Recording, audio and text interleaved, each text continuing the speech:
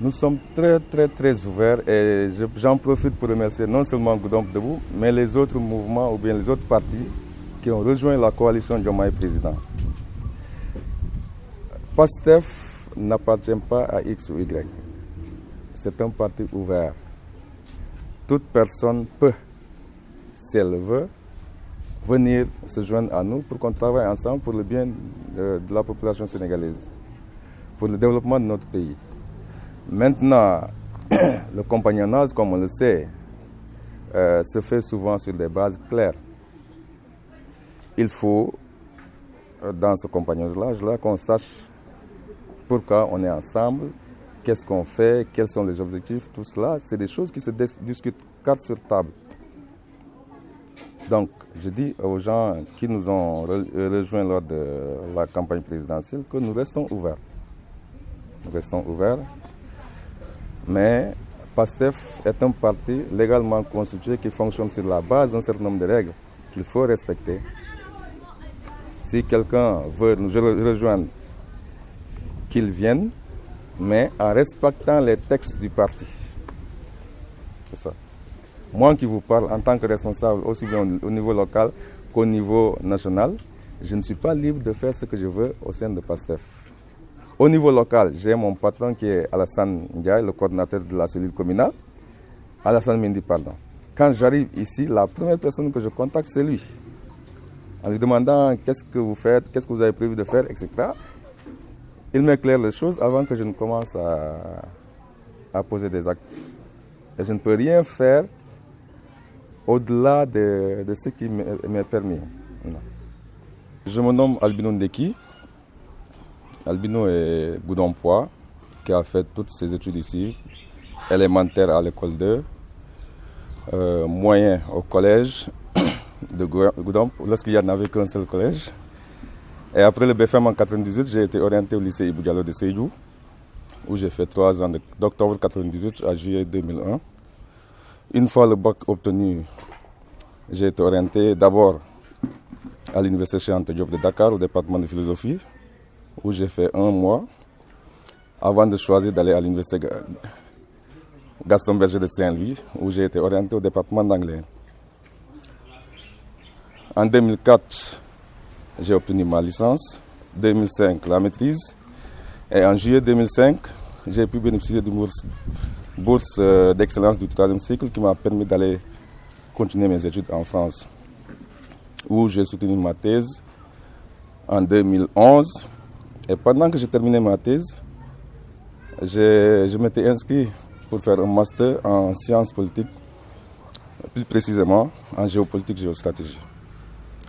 En juin 2012, j'ai été recruté à l'université Gaston Berger de Saint-Louis et depuis lors, je suis là comme enseignant-chercheur. Aujourd'hui, je suis maître de conférence titulaire en sciences du langage. Et je vous signale que présentement, je termine un master 2 en droit international et action humanitaire. Je dirais tout simplement que nous rendons grâce au Seigneur. Parce que personne ne pouvait s'imaginer qu'on en serait là aujourd'hui. Mais malgré tout ce qu'on a eu à vivre, surtout depuis 2021, le peuple du Sénégal a montré à la face du monde qu'il est un grand peuple. Et c'est l'occasion pour moi de saluer, de remercier vivement tout le peuple entier, mais plus particulièrement les militants de PASTEF du département de Goudomp. Les résultats ne m'ont pas surpris. Je le dis en tant que responsable, membre du secrétariat national aux stratégies et à la prospective. C'est nous qui définissons les stratégies et c'est nous qui donnons les idées qui nous permettent d'aller de l'avant au sein de PASTEF. Et au sein de ce secrétariat, je suis responsable du pôle de veille sociopolitique. Donc, tout ce qui se passe au Sénégal me parvient chaque jour. Je sais que on ne pouvait pas avoir autre que ce que nous avons eu le 24 février. Le peuple en avait marre. Il fallait à un moment donné dire non. Il fallait à un moment donné franchir le cap vers de nouveaux horizons. Et Dieu merci, de façon paisible, nous observons ou bien nous sommes dans cette phase transitoire qui nous permet de quitter un système pour construire un nouveau Sénégal, un Sénégal meilleur, où chacun se retrouvera, chaque citoyen, surtout les plus jeunes, pourront au moins s'épanouir et arrêter de prendre les pirogues pour aller à l'aventure qui, comme vous le savez, n'est pas souvent des meilleurs. Parce que beaucoup de jeunes sont morts dans la mer à la recherche d'un Eldorado qui n'est qu'un rêve. Je suis un de ceux qui étaient très pressés de voir Macky Sall quitter la tête de ce pays pour céder la place à un des nôtres, en l'occurrence Bassirou Diomaye Faye. Le Sénégalais était pressé. Voilà pourquoi, malgré la rude canicule que nous connaissons en ce moment, les gens ont fait des sacrifices, sillonnant villes, campagnes, hameaux, pour aller pêcher des militants. Et moi qui vous parle, quand Macky décrétait la date du 24 comme date des élections présidentielles, j'étais hors du Sénégal. J'étais en France où j'avais des engagements, mais j'ai dû écourter mon séjour pour rentrer et battre campagne auprès de mes amis et frères militants afin de voir notre parti triompher au soir du 24. Dieu merci, on ne le regrette pas d'avoir fait ce sacrifice-là. Je remercie encore une fois tous les militants du Sénégal et plus particulièrement les militants du PASTEF département de Goudomp. Dans l'ensemble, je peux dire qu'ici à Goudomp, les élections se sont bien passées, ou bien le vote s'est bien déroulé, malgré les oppositions, malgré le fait qu'on ne soit pas dans la même chapelle, parce qu'il y a les autres partis, surtout ceux de la coalition au pouvoir. Mais les gens ont voté dans le calme, dans la tranquillité, et quand tu rencontres quelqu'un qui n'est pas de ton parti, c'est-à-dire son vis-à-vis comme le maire que j'ai rencontré à l'école 2, on s'est embrassé, on s'est salué, parce que avant tout, c'est un Goudompois d'abord. Et c'est un grand frère à qui je voue beaucoup de respect. Donc, je sais que c'est la même chose que tous les Goudompois. On peut même habiter la même maison et militer dans différents partis. Cela ne fait pas de nous des ennemis. Et cela s'est manifesté le jour du vote. Les gens ont voté dans la tranquillité. Et ils se sont parlé, ils ont discuté, ils ont rigolé. Et voilà. Et le meilleur a gagné au soir du 24. C'est le fruit d'un très long travail qui remonte à 2017. Je peux même dire 2016. Nous sommes aujourd'hui à la 8e année de l'implantation de PASTEF dans la commune de Goudomp et dans tous les départements de Goudomp. Les gens ont beaucoup travaillé et vous-même, vous pouvez le constater. En 2019, nous avions remporté la présidentielle ici même.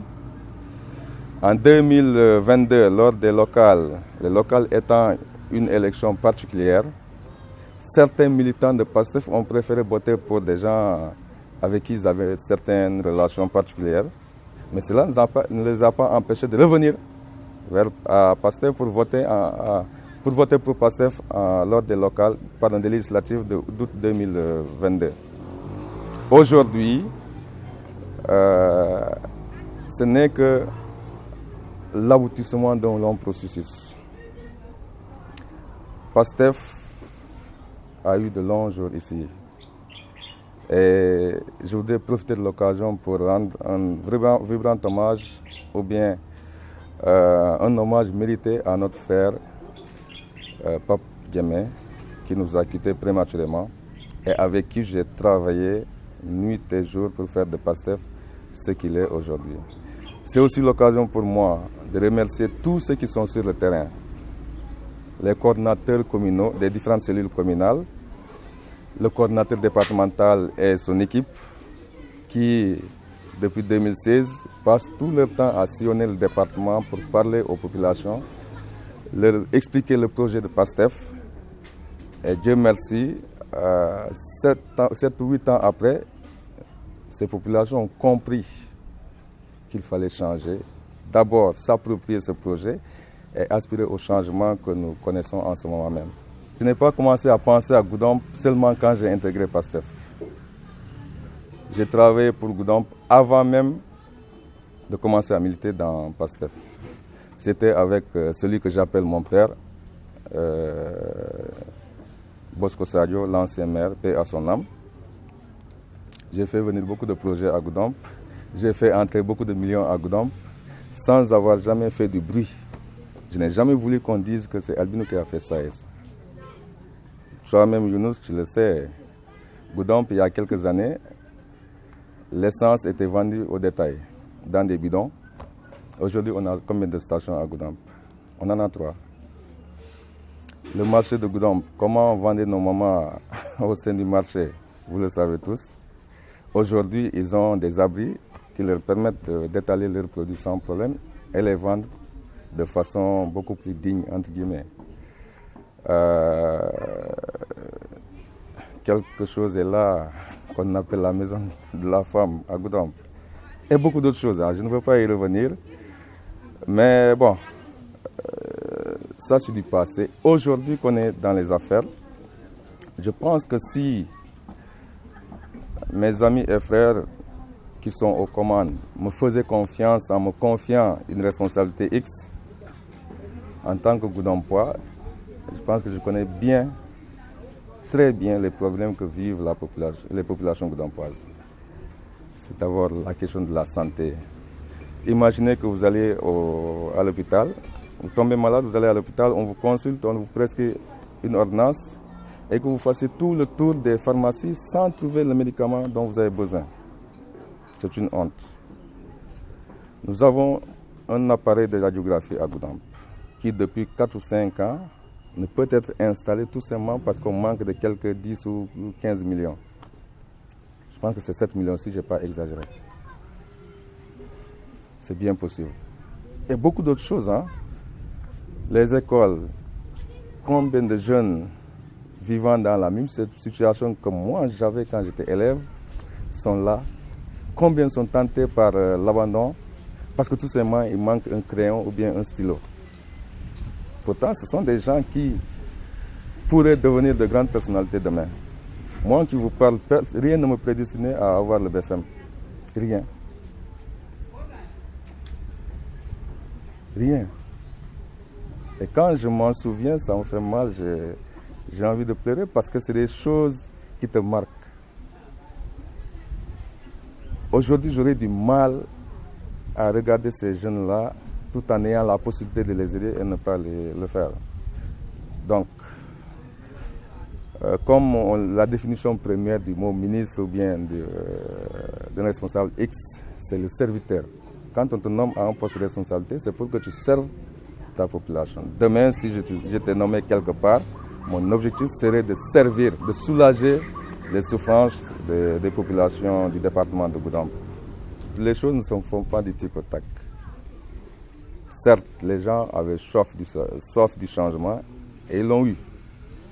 Maintenant, l'invitation que je lance à tout le monde, c'est que les populations soient patientes.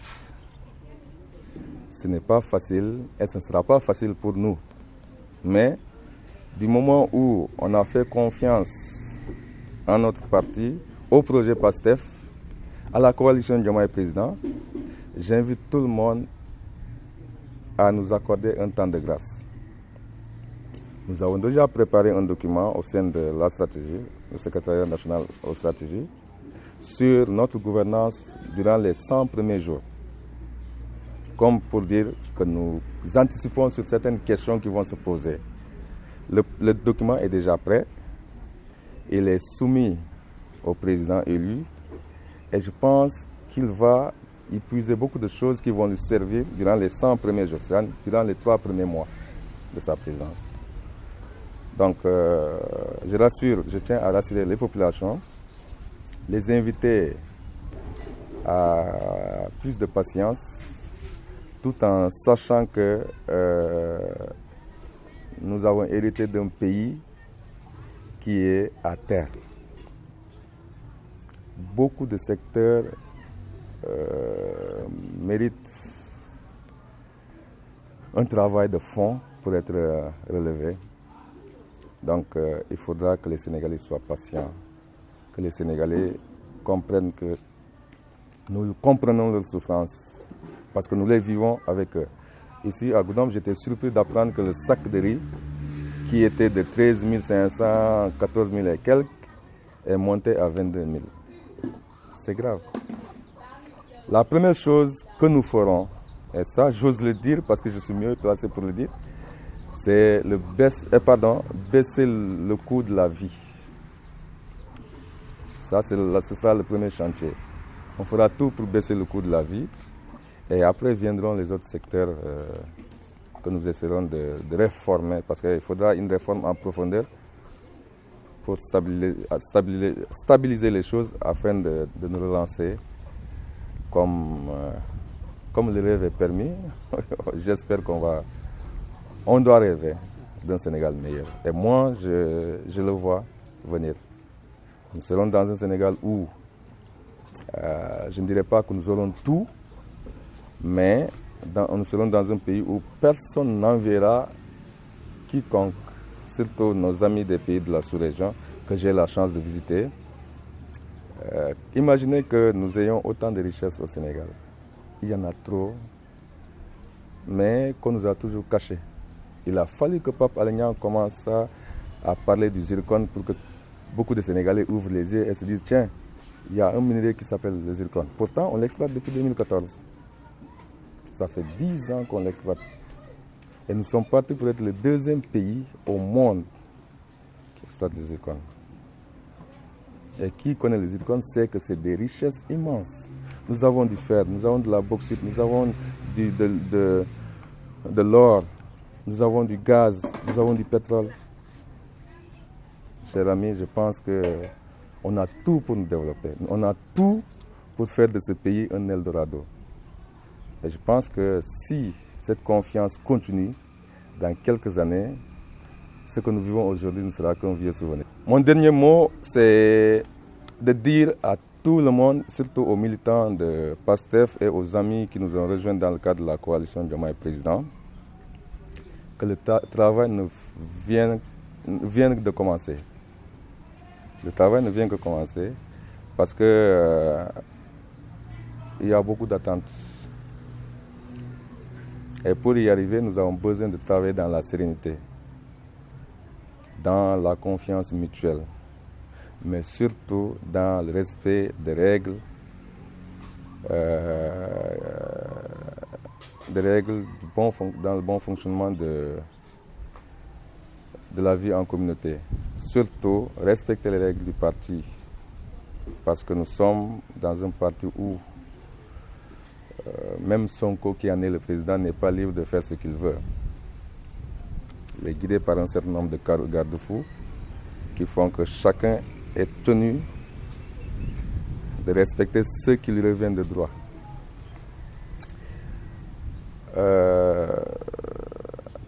Comme le disent les Anglais, last but not least, c'est d'appeler tout le monde à faire de ce pays que nous aimons tant. Quand j'y pense, je frissonne un peu. On a frôlé le chaos. Nous avons frôlé le chaos. Dieu merci, avec l'aide de nos ancêtres, avec l'aide des prières de nos guides religieux, avec nos prières en tant que simples humains, nous avons pu